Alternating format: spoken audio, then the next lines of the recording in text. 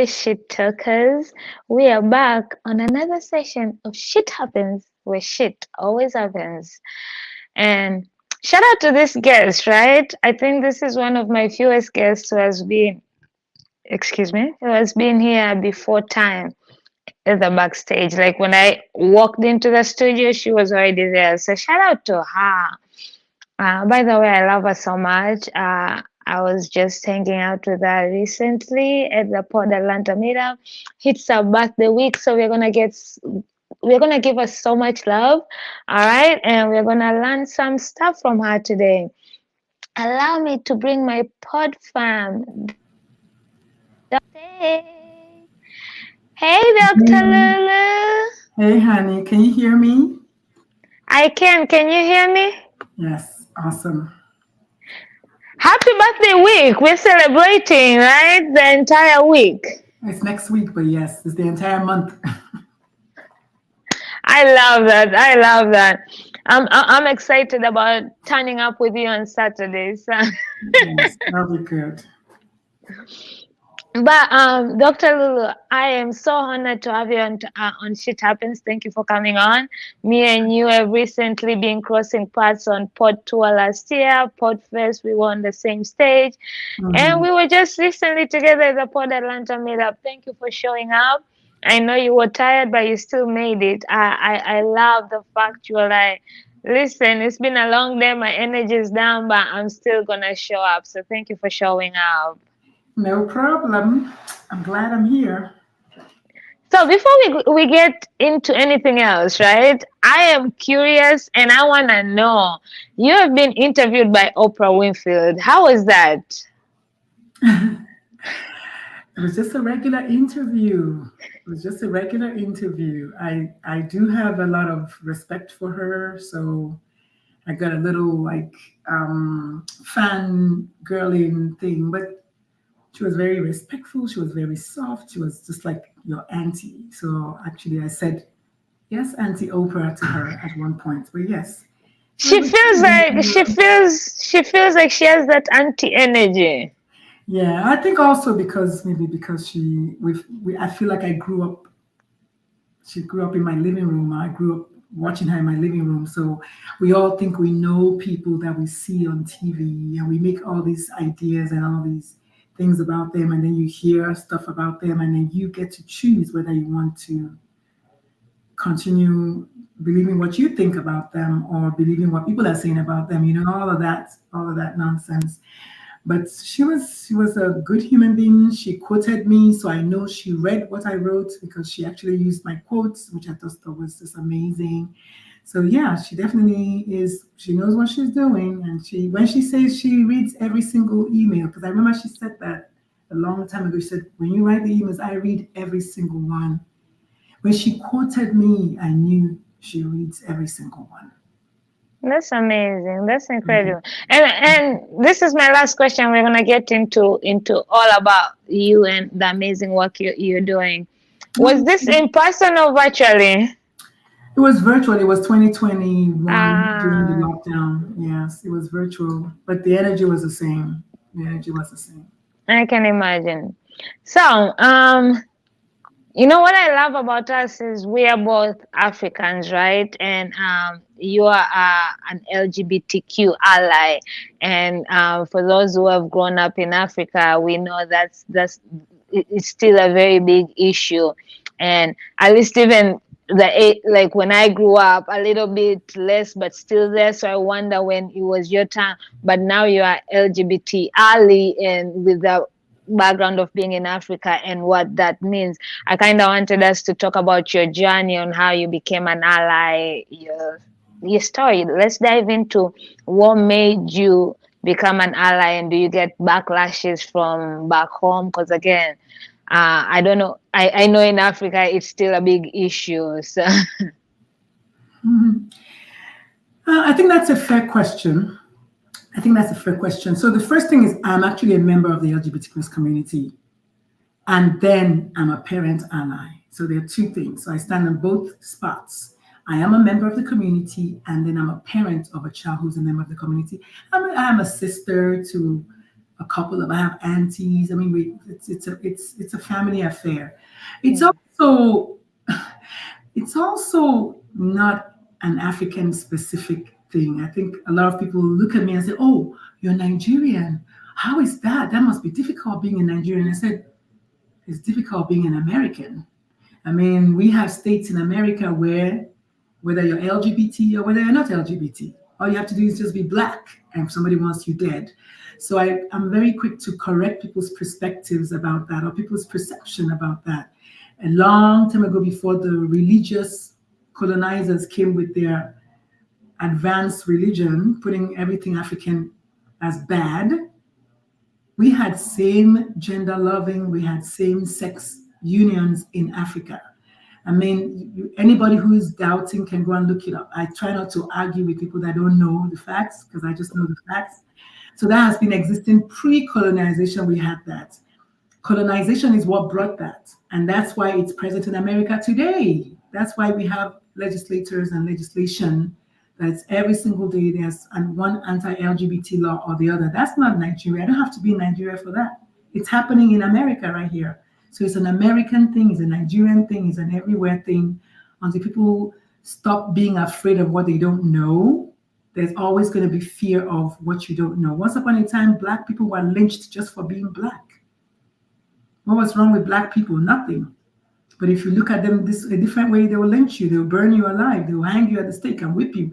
So these are things that has been happening because one particular race of people want to believe that they are superior to other races.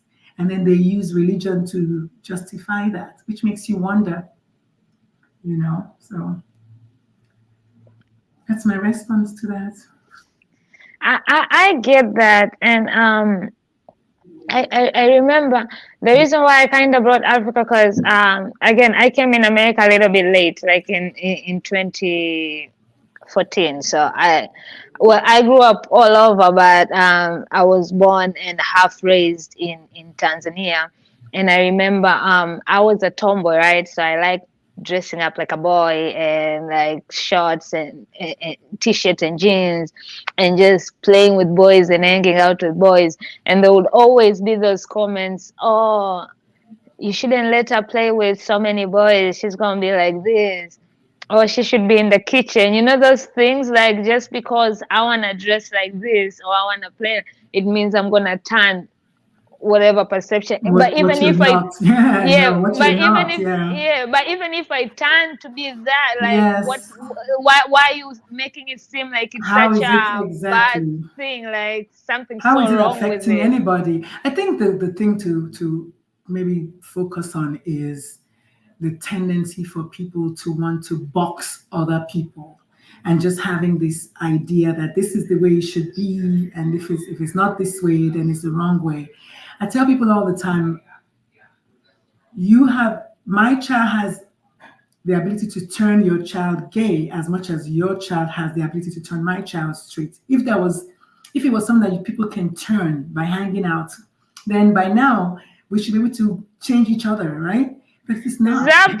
It's not. I mean, if I can make you gay by hanging out with you, then you can also make me straight by hanging out with me. I mean, that's just how silly is that? How rudimentary is that kind of thinking? But people think that way. And that's so And true. that's It's why Martin Luther King said, knowledge is what's going to scatter all of the darkness. Once you know better, you begin to do better. And if you choose not to do better after you know better, that's on you. That's not the person's fault. Like you said just now, because you want to dress a certain way, or let me use the correct term is because you want to express your gender a certain way. People just start assuming that, oh, because you want to dress a certain way, you're going to turn a certain thing. There's gender identity and there's gender expression. Actually, my gender identity is not quite feminine, but my gender expression is ultra feminine. I love wearing dresses. I love wearing scarves. I love wearing, long gowns. But I don't always feel like I'm a girl or a boy. I don't feel that way. I feel like I'm a woman and I like to dress feminine, but that's an expression. That's just how I choose to express myself. So I want people to realize the difference. A lot of times it's out of ignorance that people say the things that they say. So gender identity is your own feeling of how you see yourself as male or female or neither or both or somewhere along the spectrum. While gender expression is how you manifest what you feel on the inside. So it's kind of, you can't really make somebody be a certain way. And you can make all the laws you want, you can ban them as much as you want. It's not going to stop somebody from being who they are. So it's like when they were banning Black people from being educated, they were banning them from, you know, living sharecroppers, from being chattel slavery. They would try their best, but most of the best inventions we have today were from Black people. So you can't really stop somebody from becoming who they are. You can try all you want, you can't. And so the best thing for you to do is to try to understand who that person is and allow them to tell you who they are. And then you get to choose whether you want to mess with them or not. That's it. True, like everything you said, because I have days where I legit just want to rock on hoodies and big t-shirts, and there are days when I walk out and I'm like all dressed up, and there are days where I want to be cute and casual, and some days Yeah. comfy. Like that doesn't mean it has anything to do with my sexuality per se. It's just the expression. We should be, and that's the whole purpose of dressing up, right? We should be able to express whatever the fuck we want to express at the time we're dressing up. It shouldn't be, oh, because she's a girl and she has a low cut, that means she's. Yes, I remember when The low cut right now, some ultra feminine, ultra femmes. They're rocking it. And I think the beautiful thing about it is just being able to own your shit, as it were. Like, I want to rock a wig tonight, I'll wear a wig.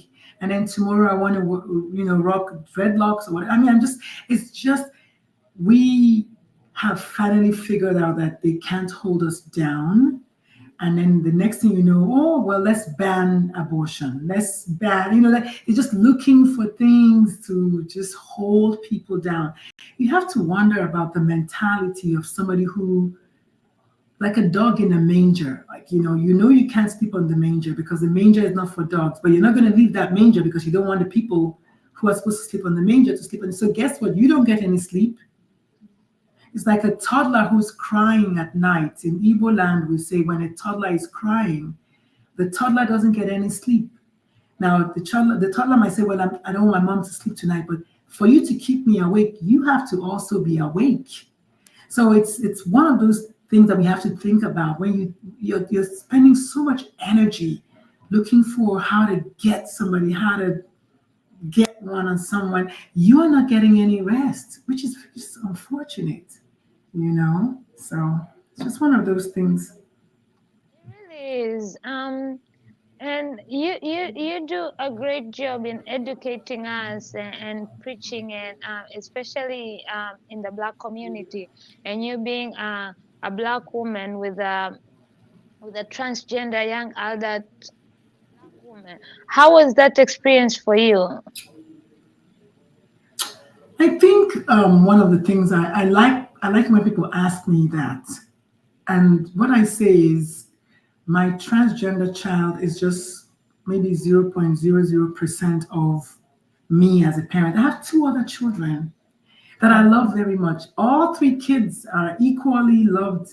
As a matter of fact, my youngest is the one that I really like. As we know, most people when they have like their baby, they're the ones like that's my handbag. That's one I right here.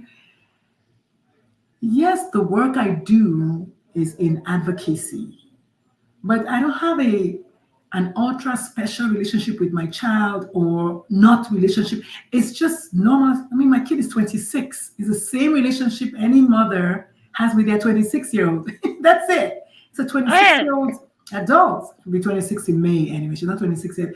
But still, it's just a relationship that I have. I mean, we eat dinner, we watch TV, we argue, we play, family games together. I mean, I'm not like, oh, there's a special feeling I have because this child is trans. I will say maybe I'm a little bit more concerned about her safety because people That's what want to kill that's my the child, but it's not that's anything that I can do about it. So I try not to focus on it. See, that's the thing. You have to choose where you put your energy into. If my child wasn't transgender, my child would be a black man. I have two other children who I'm raising as boys or sons. So I can also stay up all night worrying about, oh, is somebody going to kill my sons? Or I can just say, you know what? Every single day, I'll shower them with blessings, check on them, wish them well, and then go about my business. Because if somebody wants to kill a black person in America, their mother can't stop the person. oh no, yeah. It was more so on the because you as being a black mother, you're already worried about your kids, especially when you have boys. That's Exactly. already Yes. our but so it was like I added worry because not only we all know that the threats on transgender lives, but also the fact that it's also a black transgender. So Black that transgender woman specifically. yeah, Black so that transgender was a woman. Yeah. yeah, especially since I believe was it last year or the year before where they were just going missing around those are Hmm. stories. So that already you gotta worry because you as being a black mother already has so many worries with your sons, and then now all this extra worry Yeah. because oh my god. So And how that's why I was saying that at the end of the day, especially as a coach, I'm a life coach, and I do know the power of our thoughts. So at the end of the day, I get to choose. My answer is the same. At the end of the day, I get to choose that which I put my energy on. The things that I can control. This is what we know this. The things that you can control are the things you are advised to put your energy into. I can control the way I feel. I can control my parenting joy. I can control how I react. I can control how I think. I cannot control a random policeman who wants to kill my child. So I'm not going to be obsessed about that. I'm not going to stay in all day worrying about that. There's other things to do. I'm a physician. I'm a pediatrician. I have to go to work. I have to pay my bills. So I think while I love the question, it's a fair question. The answer is simple. I don't preoccupy myself with, oh my God, what's going to happen? Because as I said, if they're not trying to kill her because she's a trans woman, they're trying to kill her because she's black. They're trying to kill her because I mean, this is America today. So we as women, thank God it's March, it's Women International Women's Month. We as women, we as black women, they're also coming for us. So are you going to just stay indoors and not go? I mean, Breonna Taylor is not a black man, right? We have so many. At least I live in Texas, so there was Breonna Taylor who was in Texas, but there was Sandra Bland, excuse me. Sandra Bland was a black woman just driving down the street and died in a police cell that was 5'8" and she's 6 feet tall or something. So it's not just a black transgender woman, it's all black people. I want us to share the responsibility of pushing back against the tendency to run and hide and say, oh, because I'm a black, I have to live my life. I have to do the work. I am just as equally in danger as Michelle Obama. If Michelle Obama walks into a room, maybe because she has security detail, but look at what happened with the tennis player. She was in labor and she was almost dying, and they didn't recognize that she was Serena Williams. So it's not a black man thing in America, it's a black person thing. We should be worried about a country that is so racist that black lives don't matter. We should be worried about that. Because if there was no racism, we would not even be having this conversation right now. Somebody doesn't think that their own race is superior to yours, we would not be having this conversation right now. I mean, that's really all I have. I love that. And for people like us, right? I'm a warrior. Like I try to stop overthinking. I try to just pray and leave it to God. And sometimes you just can't help it. As you say, the mind is a powerful thing. Like So for us to sometimes have it hard into not worrying, how would you advise us to go about it, into stop worrying and just, because you are right, we still gotta live, it's still gonna be an answer for world. Sadly, that's the world we live in right now. The shit is still gonna be shitting, so I used to teach a class actually during the lockdown. I taught a class called Control Your Anxiety. And what I told people is, I'm not going to invalidate your worryation, because that word worryation is a word that I learned when I lived in South Carolina. I'm not here to say you should not worry. I'm here to say you should watch how long you're worrying for, what's the cause of the worry, and what you want to do about that. If somebody, I mean, if it's raining cats and dogs, I'm going to worry about maybe if there's hailstones, if it's going to damage my car. But if I worry from now till next week, it's not going to stop the hailstones from damaging my car. What I can do is take my car and park it inside the garage so that it's not affected by the hailstones. So the definition of worrying or anxiety is just overthinking about something that hasn't happened yet. And so I want people to notice that you have the power to keep on worrying about that. I haven't told you not to. I would never tell anybody, worry if you want to worry. It's up to you. But do know that you hold the keys to saying, is this worrying helping me? Like they say, if you have the solution to the problem, then why are you worried? If you don't have the solution to the problem, why are you worried? I mean, literally, worrying about something is just something that people just, okay, I want to worry. Okay, well, have a field day. But the truth about it is, worrying or anxiety, especially when you call yourself a warrior, it becomes an identity. It becomes a sentence a story you tell yourself, well, I'm a warrior, and it becomes part of who you are. But the question is, how is that helping? As a coach, my job is always about moving forward, about going from the present into the future that you want. Do you want to continue to be a quote unquote warrior? In that case, be my guest. But if you don't want to continue being a warrior, then today is the day to say, I don't want to do that anymore. And then, like everything else in life, you got to practice. Catch yourself when you're doing it and say, you know what? No, I'm not going to worry about that. And then find something else you're going to do. Maybe occupy your mind. Same thing with depression. Depression is worrying about something that has already happened. Oh my God, I can't believe, this happened. Oh my goodness, I wish I had done it this way. Oh my God, I wish if I had done. How long are you going to keep worrying about something that's already happened? And so again, same thing. You can give yourself time, maybe for the next 30 minutes, I'm going to worry about that, and then that's it. You get to choose what you think is going to work for you, because it's your life. I cannot, as a coach, I can't tell you what to do.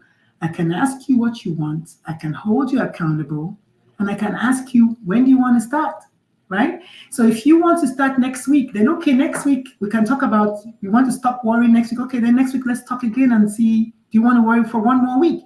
But always ask yourself, how is what I'm thinking about right now helping? And that's why when you ask me the question about my child, I don't stay up all night worrying about her. No, because I can't control if somebody wants to take my child's life. It's not a matter of religion or praying. It's not that. It's the person who thinks that it's their right. They are the ones at fault, not me. So true. And so that's the way I think about it. And as you mentioned, it is funny because sometimes that's the same shit I tell people, and then I never sometimes end up doing it myself. But this year I told myself I'm worrying about shit. Like, I'm a pray on it. I'm a leave it to God and have faith that He handles it. Because what's the point of praying and trusting on God, but you don't have faith and you're still worrying about it? So I told myself this year ain't wise. But I give myself time to wallow, Yes, especially that's when why I it said starts give things. your time. Yeah, Yes. I'll say, okay, you know what? today the whole day, stay in bed, do what you need to do, but tomorrow we're Exactly. gonna get the fuck up and do some shit. That's it. I give That's it. myself time limit to That's it. kind of That's it. You feel can do it. 25 minutes. You can do an Yeah, hour. You can, yeah, obviously, there are other things you can do. You can journal about it. You can go for exercise. You can call a friend. I mean, obviously, there are more things you can do. Specifically, when it comes to people that have anxiety, you have to go back and ask yourself. My 3 A's is number one, just be aware or acknowledge that it's happening. So being aware of it, that it's happening. The second A is asking yourself the most important question: is it true? Is it in fact true that if I worry and worry and worry about my child being transgender, X will not happen? It's not true. No matter how much I worry about my child being transgender today, she lives in Texas. If somebody is feeling like a cowboy, there's no amount of worryation. Okay? And then the third thing is I need to now make a decision to act based on the answer to my question. To act in such a way that is going towards what I want, which is just to be an advocate, to help people. I don't plan on living on earth forever. Nobody's going to live on earth forever. But you're not going to say, oh, because I might die, I'm just going to stay home all day because, oh, I might die. So that's the thing. So you just get up and get active. So those are my 3 A's for people who struggle with anxiety. Because I mean, I struggle with anxiety if there's something that is worth struggling with anxiety about. But I don't go around saying, oh, yeah, you know my anxiety and it becomes part of my identity. No, because I truly don't. I coach myself and I ask myself, okay, this thing you're worried about right now, is it helping? What will help? Maybe to call someone about it, or maybe to talk to someone, something like that. Maybe exercise. I love exercising. Maybe cooking a meal. Maybe, I don't know, going out with friends. Anything that'll get your mind off of it. But if you find that the thoughts are doing, journal about it. Write down the thoughts. Explain the thoughts in a journal to yourself. This is what's happening. This is why I'm thinking this way. This is what I'm afraid of. And then ask yourself, that thing you're afraid of, what if it comes true? What will you do? You still for keep sure. on living. Exactly. You still keep on living. You're not going to not, I mean, obviously, that's the next level up, but you keep on living. You're not going to say, I'm not going to live anymore. We have seen people. Yesterday, I watched a movie called The After, and it has David Oyelowo in it, the Nigerian actor in the UK. It was only 18 minutes, the movie.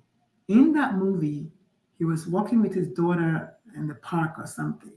And then somebody just came and stabbed his little 6-year-old daughter and pushed her over the thing. And then his wife got up from the ground where she was lying and looked for the daughter. She didn't see the daughter. And then she climbed over the thing and jumped. So he lost his daughter and his wife within minutes. And for about a year, he just kept beating himself up and he was driving his Uber and beating himself up. And finally, one day, he picked up a little girl and he kept thinking that maybe that's his daughter. And he and the girl connected. He could tell that she was struggling because her parents were always arguing. And that moment, they connected. He laid on the ground. And after he cried, I think he just said, you know what? It's time to move on. And then the movie ended. That was it. So, but it's a beautiful movie and it was nominated for an He Oscar found his because, purpose. I think sometimes also not knowing our purpose in life, because he yeah, was he was a husband and he was a father, and sometimes attaching those identities to yeah, something. When you lose that identity, you feel so lost because he's like, okay, I'm no longer a husband, I'm no longer a father. because Where's he my had, purpose yeah, now? because he attached everything in his life to that. And that's what I mean. If anything happens to my child today, I am not crazy. Of course, I'll be sad, I'll cry, I'll be a grieving mother. But I also have 2 other children. If anything happens to me, my kids are going to cry because their mother and now their father died last year. So now their mother is also dead. But they have to keep moving, they have to keep going. So I want people to understand that it's a normal human behavior, it's normal human everything to be sad sometimes, to think about stuff, but you have to ask yourself, how long do you plan on remaining in that place? And that's why coaching is so beautiful, because coaching is about, okay, you want to move forward? Great. What do you want to do? And then how do we get there? And what is in your way? A lot of times we're the ones in our way. We are the ones in our way. Amen. So, Thank you. And that's so true, because I realized this year there's certain things I had to let go of, and certain ways started opening up. And because I was so stuck in holding on to that shit which didn't belong to me, nothing was happening. But as soon as I started letting go, it was like, like a squish, but at least it's opening, like a crack, like, and you're like, oh, okay, I need to keep letting go. So you are right. Sometimes we are on our own ways. And I do want to pass my condolences to say that the father passed away last year. I'm so sorry for your loss. Sorry, yes, thank you. He passed away the day after the youngest graduated from high school, so that the very next day. So I was telling the little man, I said, I think your daddy waited. He was like, Mom, he said he was going to wait. He said he was going to wait. I said, I think he waited. He waited for you to graduate, to see that moment. He held on until that. The next, I think that's the greatest gift my ex-husband gave to the kids is to wait until he I said, you could have died the day before, you could have died the week of your final exams, even the morning of the day of your graduation. Yes. And so he waited for you to cross the stage, or whatever they say in America. And so for that, I thank him for waiting. And that's a great gift. Yes, amen. Because I sent him the video. Obviously, I didn't know he was going to die the next day, but I sent him the video link for him to watch. I didn't know how bad he was, but he died at 9:00 in the morning. The next morning, he was gone. So it's been rough for them. So that's what I mean. Life is going on anyway for me. It's so true. I moved across the states. I moved to a new town. I'm trying to settle down. I'm trying to pay my bills. I'm trying to hustle. So I just have to make sure that I've done what's best for my kids, and I love them till the day I die. But there's other things to do. There's work to be done. There's coming on podcasts and educating people and giving people permission to be free and just be themselves and leave other people to be who they are. And it's weird, right? That's the last thing you would expect, that people needed permission to be free, to be who the fuck they, it's a weird one. But we were talking also about coaching, right? Let the people know about Dr. Lulu's coaching and consulting launch. No, I mean, it's just what we're talking about now. When I got to my 30th year as a physician, I decided I wanted to retire. I didn't want to be a doctor anymore. I still practice a little bit, but not much. And so I was like, well, what am I going to do? What am I going to do? And so I was like, well, I think I want to be a speaker. And then somebody else said, well, maybe you can also be a coach. And I was like, what's that? And like, well, life coaching. I said, well, what is that? And I wanted to write a book. And so I was like, because I was stuck deciding what to do, I hired a coach. And then she was able to help me understand and get some clarity on the path that I was going to go. But everything was she said, what do you want to do? I said, well, I want to do all the things. I said, well, first of all, you cannot do all the things. You have to pick one. And then let's follow that from one there. And then, yes. And so I loved that so much. I was like, oh, okay, then I definitely would like to be a coach and also help people. And so coaching is mainly, honestly, about mindset. It's about empowerment. It's about freedom. It's about clarity. It's about holding yourself, and the coach will hold you as well accountable. It's about moving forward. It's about action. It's about focus. It's all the things. But it's also about letting go, as you said, of an identity or of a story or of a sentence that you keep telling yourself, or of a thought. Oh, I can never do this, or I can never do. If anybody told me I'll be writing my 7th, 8th, and 9th books in the past 3 or 4 years, I've written 6 books in 3, and if I read the first 6 books in 2 years, I would have never believed it, but I really wanted to write. And so she was like, well, if you really want to write, then let's get you writing. And so what do you want to write about? And then When do you want to start writing? And let's go, you know. And there's a book I read that is titled Who, Not How. That book is the best book I've read in a long time. That book and another book called Go for No. Those two books set me free because the Go for No says you should just ask for what you want. Ask the universe for what you want. Ask Paula for what you want. Like I wanted to come on your podcast, so I asked. And I'm going for no. So if you say no, I'm like, okay, that's fine. No means next one or next opportunity, right? I don't have to stay, oh my God, Paula didn't let me come on her podcast. Oh, maybe Paula doesn't like people talking about LGBT on her podcast. Yeah, as an example. But it's not always me. So it's like I'm saying, okay, so Paula said no. Okay, well, what else? What else can I do? Well, I'll find another podcast that talks about LGBT, something like that. I'm not just going to stay and say, oh, Paula did not get me on her podcast. My life is over. No, so, but that's kind of, and then the who part is looking for the person that will help you get to where you're going, whether it's a life coach that will help you get some clarity. And then if you want to write a book, then you maybe hire a book writing coach or find someone who has written a book before and then ask them how they did it. And as opposed to say, well, I'm going to keep trying to do this by myself, find the person who can do it. And that's the who, not how. Not you trying to say, I'm going to do everything myself. No, find someone who can do it for you if you can, and then pay them or whatever, because when we're in school, they taught us that we must do everything. We must know how to do. So what he talks about is we need to release ourselves from that mindset.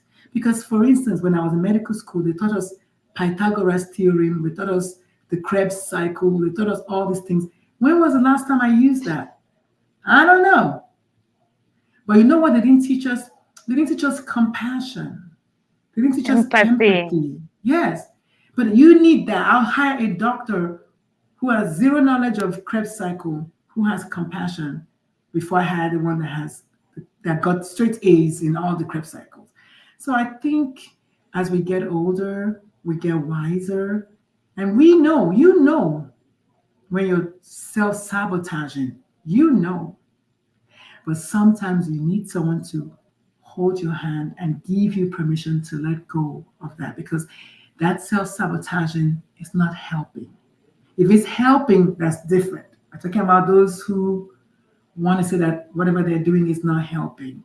And I love people who talk about the Bible a lot, because Jesus specifically said, I came for those who need salvation, not those who already think that they're saved. Because then you don't need a coach. And Jesus was a life coach. Jesus was the first teacher, was the first life coach, and was the first rebel. Because Jesus was a rebel all day. Nobody that I know goes to the temple and turns all the tables upside down and tells them to get out. That's not a conformist. That's a radical. And so I want people to just remember that when they're going crazy and talking all the things. Remember that Jesus was just as 100% man as he was 100% God. He cried when his best friend died. He told his mother, he had an attitude with his mother when they went to the wedding. He said, woman, what do you mean I'm going to make wine? My time hasn't even come yet. That was an attitude. When he was 12 years old, they were looking for him. He said, what do you mean you're looking for me? Did y'all think about looking in my father's house? What's going on here, right?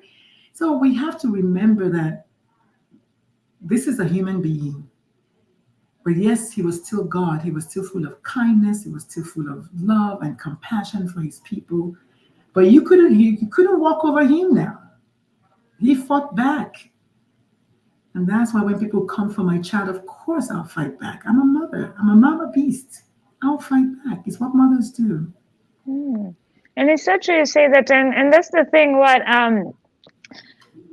most church people, I think that's why most people don't feel safe in a lot of churches, is because they literally are taking the words, but where's the compassion, the empathy? Because Jesus had that. Like, you can All tell you of the that. stories. He was sitting with all types of people, helping and listening to stories of all type of people. Yet here you are closing doors on those people who really need Same those doors people. open more. Exactly. Who Same God is people. welcoming of them, and you, the ones who are gatekeeping them. Like, that's why you are right when you say we needed to be taught compassion and empathy and understanding in schools, and it's okay to to not relate, but you should still not judge. Like, be okay to listening to their side and where they're coming from.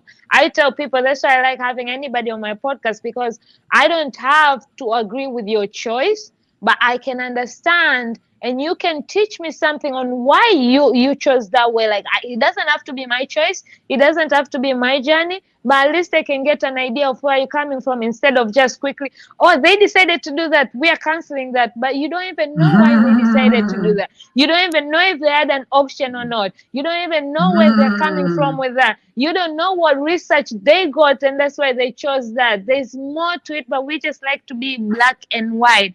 And even when you were talking about the no, I think I'm gonna go look for that book, because believe it or not, the first time I applied to speak at Podfest, I knew I was getting a no. In my head, I was like, I'm a new podcaster. Who's going to give me a chance to speak? Nobody knows me. But I wanted to be comfortable with the no's, because in my head, it was like, but at least they'll know my name, right? They will go search my podcast. They'll have an idea of who I am. It might be no now, but it might be yes next time, or they might direct me to Exactly. a different path and route. And I ended up getting a yes, even though I was ready for a no. But having that mindset that most of us don't, it's so. Thank you. I'm gonna go read this book. I think I need it. The book is called Go for No. It's called Go for No. Go And for no then and who not how. and Who Not How by Dan Sullivan. I don't know who wrote the Go for No, but Dan Sullivan wrote the Who Not How. Dan Sullivan also wrote In the Gain and In the Gap and the Gain, another very good book that was just helps you with your mindset when you just go into that scarcity. Again, just like worrying or depression, all of it are thoughts. The question is, how is it helping? Hmm. Is it helping you get to where you want to go? That's it. That's the Amen. question. That's the $1 million question. Is this way of thinking helping you to where you want to go? But also, I think I'm not, obviously I'm not stupid. If where you want to go is going to be harmful to other people, you get to decide if that's what you want to do. Because just because the universe, I believe in the laws of attraction, so the universe is always going to put everything together to make it happen. The universe is not going to tell you what you're doing is wrong, what you're not doing is wrong. That's why we have today all the wars. People are dying. It's not a God thing. It's a people thing. People are the ones that are killing people. So you can pray all you want to pray to any God you like. People are killing people, whether it's children in Gaza or children in Democratic Republic of Congo or children in transgender children. Nobody has any right to take anybody else's life. And Amen. we have to recognize the sanctity of life, that every life is equally important, every single last life, whether you like it or not, whether you like it or not. So true. So true. And it's fucked up that we literally have to remind people that, like, it's ridiculous that you have to tell somebody every life matters. Like, Mm. it's ridiculous. But as we come towards the end, let the people know about your podcast, Moms for Trans Oh, Kids podcast. thank you. So that's a podcast that I started in, I want to say August or September last year, with three other moms of transgender kids, and we go live every Sunday at 6 p.m. Central. And we are actually booked till October, every single Sunday till October. because people Wow. want to come and tell their stories. People want to come and just be loved on. And so we're going to be there as long as somebody wants to come on the show, we're going to be there for them. We talk about all the things that are happening. We talk about our journeys. We talk about our children as much as we can. Luckily for us, three of the four of us have adult children, so we can, talk about them if we want to. One of them has a smaller child, so we don't really talk about the small child a lot. I generally don't talk about my kid because, like I said, it makes no difference. My child is who she is, and that's it. But yeah, yesterday we had somebody come and talk about being non-binary and what that means, because we just had a little non-binary child that was killed from bullying at school. So these are the things that we're talking about. Nobody should be beaten up to the point that the teacher was called and the teacher did not call 911. The teacher stood up just looking at the child. There's something wrong with the world that is okay. How are you a teacher and that's how you feel? And we're not talking about a black child here. You see what I'm saying? The only sin that the child committed was to say, "This is who I am. I'm non-binary," and that's a shame. That's the level of shame that I don't know. Imagine if that child was black, what would have happened? You know. So sometimes when you're doing things that are bad, they say when one finger points at someone, the other three or four are pointing back at Pointing you. at you. So you never know when you shoot your own self in the foot. Nobody deserves to die. But I know that if that was a black child that died, nobody would be talking about it at all because, hey, it's another black child. They don't their lives don't matter, you know? Mm-hmm. So, So but true. the podcast is called Moms for Trans Kids. It's a number 4. So moms, the number 4 trans kids. If you want to come on the show, send us an email at momsfortranskid@gmail.com, transkids@gmail.com. If you want to watch us, we go live every single Sunday at 6 p.m. Central Standard Time on on LinkedIn, Facebook, and YouTube. So we stream live on those 3 podcast platforms. Yeah. Thank you very much. And speaking of that as well, as we round up, I wanted to end our segment with this. Your current focus is helping communities support and affirm Black transgender kids, one family at a time. So for us out there, how would you suggest or would you advise in a way to respectfully, because sometimes you're trying to be, but it might come off the wrong way. So how do we respectfully affirm Black transgender kids? I think that's a great question. One of my favorite quotes that I came up with is, every adult Black transgender person was once a Black transgender child hiding in plain sight. So a lot of times you don't know who is transgender because, like I said at the very beginning, gender identity is a very personal journey. It's something that only I can feel if I'm a girl or a boy. Only me can say that. And so if I don't think you're safe, Paula, I will never tell you that I feel like I'm a trans. So it's about safety. And so a lot of Black people specifically are very intensely homophobic for what we said at the beginning. There's religion, there's culture, there's racism, there's that intersectionality stuff going on. And then there's adult supremacy also. Adults think that they know the kids. This is my child. I know my child. All these things, misconceptions, disinformation, it's just a huge problem, which is why 1 in 4 transgender children have either attempted suicide seriously have seriously 42% have seriously considered suicide, but 1 in 4 have actually attempted. And then Black children who are aged 5 to 12 are twice as likely as their white counterparts to die by suicide. So why is that? Nobody's talking about this. But these are numbers that are real. And so we need to start talking about the trauma in the Black community. It's just so much. And that's why Black transgender children will rather keep their mouth shut because they have so much going on. So they'll be like, you know what, I'm not going to say anything. That's what happened with my own child. She was like, I'm not going to say anything because I don't know what's going to happen to me. I might get kicked out. I might get beat up. I might get killed, right? These are the things that children are suffering with. So it's the onus is on all of us as Black adults, period, to save our children. So what I tell the parents is any of your children could be transgender.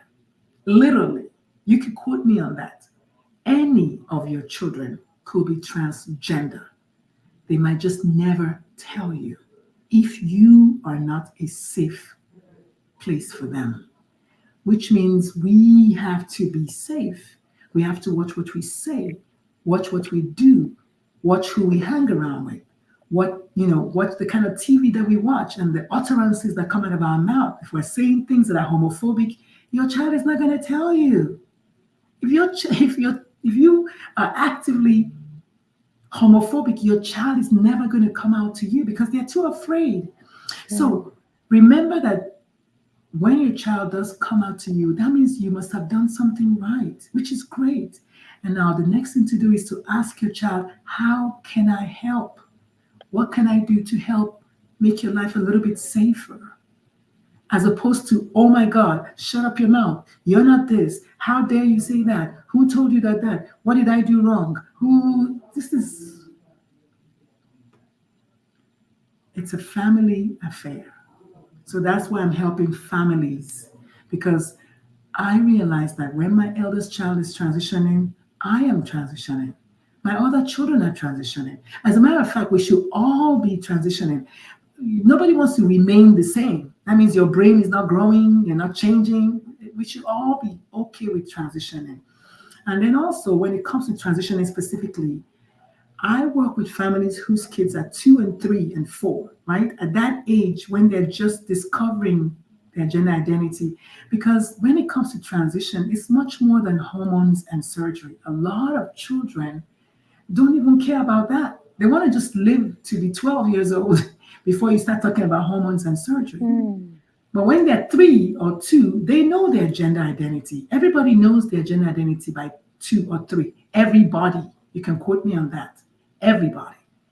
But those who don't feel like people around them are going to understand, or those who don't feel like people around them are going to be affirming, are not going to say anything.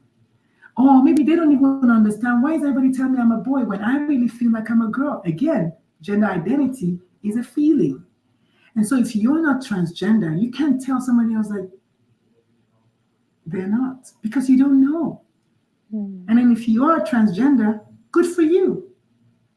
So I want people to just, all of us to just be each other's keepers, and maybe make the world a better place for children. That's what Michael Jackson was saying.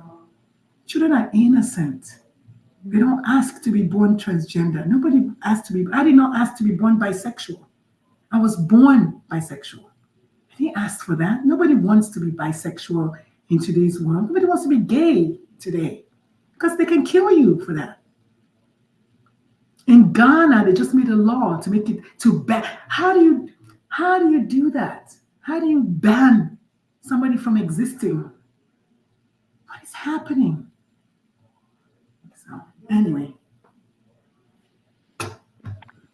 I feel that all the way. Thank you so much. It really is important to create a safe space. I always tell, there's nothing that makes me happy than when people come to me and tell me that, I can't believe I shared that with you, or, oh my God, thank you for allowing me to share that with you. Because to me, there's nothing that means more to me than being the person who I've created a safe space for somebody to come and just be themselves around. That's why I always try to also be myself, because if you're going to not fuck with who I am, then I don't need to be around you. Clearly, you're not my people. So thank you for sharing that. But before we go, real quick, I'm curious, right? You're an award winning. I want to know the award you won.